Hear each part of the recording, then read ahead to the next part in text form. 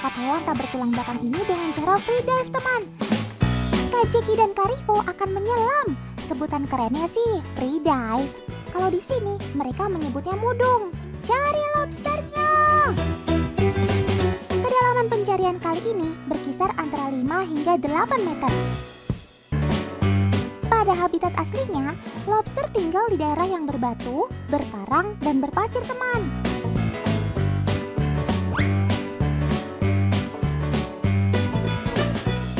Kak, Otan lihat ada satu lobster di situ. Ayo cepat ditangkap. Hati-hati megang lobsternya, Kak. Selain capitnya yang besar dan kuat, bagian kepalanya pun ditutupi oleh duri-duri tajam besar dan kecil. Yeay, dapat lobsternya.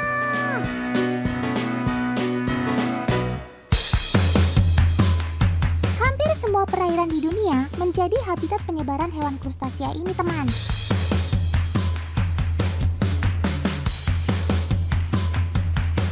Bebatuan dan karang ini adalah rumah si lobster.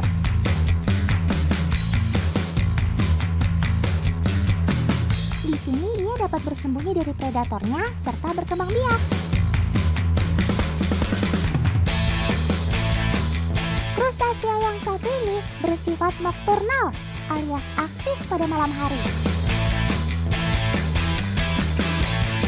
Siang hari lebih banyak dihabiskan dengan tidur dan bersembunyi. Lobster adalah omnivora, teman. Artinya, ia pemakan segala.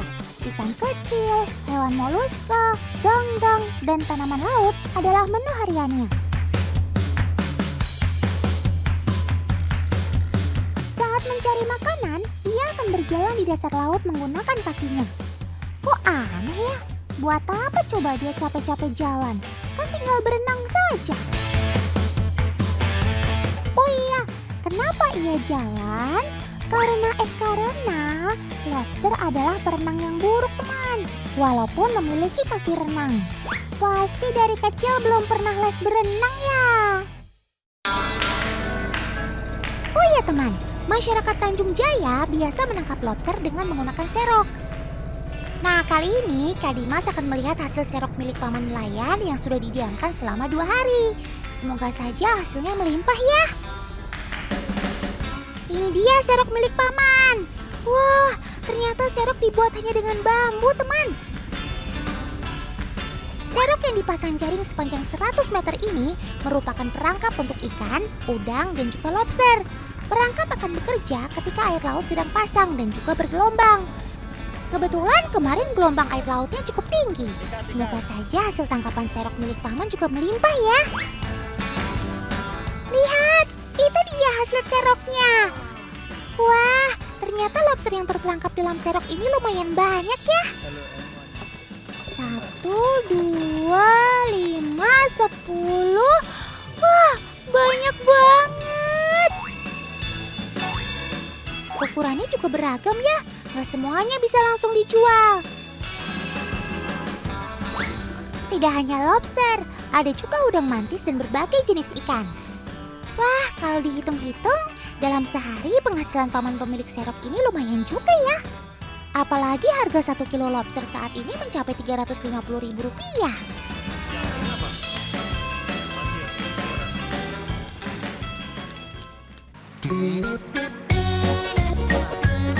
Lobster hasil tangkapan ini nantinya akan kita sortir terlebih dahulu, teman. Kalau ukurannya di atas 200 gram, lobster sudah bisa langsung dijual. Sedangkan kalau ukurannya masih di bawah standar, nantinya lobster akan dimasukkan ke dalam kolam pembesaran dan akan dipelihara sampai bobotnya mencukupi standar jual. Dan yang paling penting, masyarakat di sini tidak mengambil lobster yang sedang bertelur loh. Kalau sampai ada yang terjaring, biasanya mereka akan langsung melepaskannya di laut. Wah, ternyata mereka memang sangat peduli akan keberlangsungan si lobster ya, teman. Kalau kayak gini caranya, kemungkinan populasi lobster di sini pasti aman ya. Otan jadi lega deh.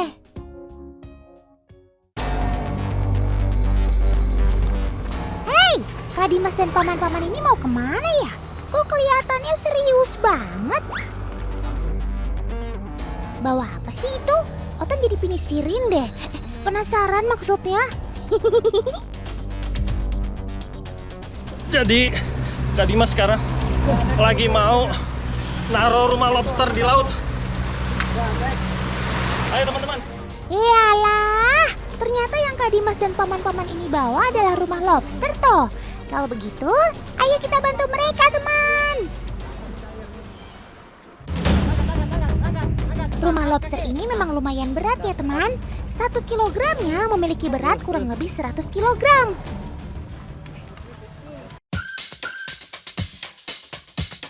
Rumah lobster ini merupakan salah satu hasil karya masyarakat Tanjung Jaya, Kecamatan Panimbang, Banten.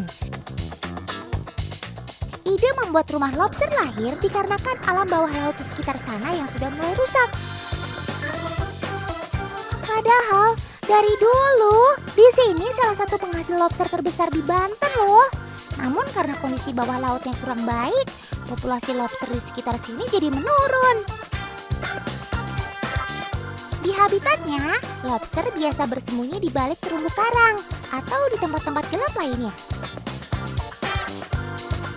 Kalau tempat bersembunyinya berkurang, otomatis jumlah lobsternya juga akan semakin menurun ya. Untuk mengatasi masalah tersebut, akhirnya lahir ide untuk membuat rumah lobster.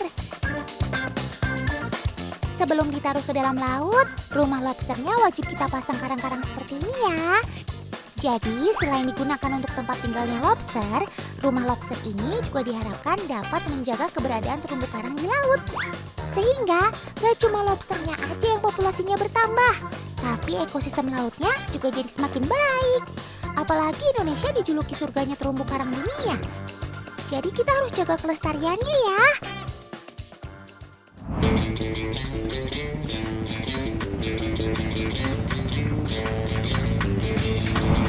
Ada lagi jenisnya, lain. Nah, sepertinya semua sudah siap. Sekarang waktunya kita taruh rumah lobsternya ke dalam laut. Hati-hati Kak Dimas, Paman. Pastikan semuanya aman ya. Yeay, akhirnya kita berhasil menaruh rumah lobsternya ke dasar laut. Kalau sudah begini, tinggal kita tunggu hasilnya saja ya teman. Memang gak ada yang instan, tapi Otan percaya selagi kita mau usaha, pasti bakalan ada hasilnya. Weh, Kak Riza kayaknya udah siap mau nyelam nih. Pasti mau nengok sobat Otan yang ada di dalam sana kan? Tan, ini sekarang Riza mau lihat rumah lobster yang sudah diturunin sebelumnya sama warga di sini Tan. Nanti kita lihat nih, mudah-mudahan lobsternya semakin banyak. Nah, betul banget Kak Riza. Untuk mengetahui sistem rumah lobster ini berhasil atau tidak, ya harus kita cek dulu ya. Otan juga penasaran, kira-kira sudah ada penghuninya atau belum ya? Mari kita cek Kak Riza. Mari kita cek. Lihat, ada beberapa lobster di sana. Itu berarti program rumah lobster yang dibuat oleh masyarakat Tanjung Jaya berhasil, teman. Syukurlah, Otan senang melihatnya. Meskipun lobster laut memiliki nilai ekonomi yang tinggi, konservasi dan pengelolaan yang baik sangat penting untuk kelangsungan hidup mereka. Penangkapan berlebihan dan minimnya habitat alami lobster dapat mengancam keberadaan mereka.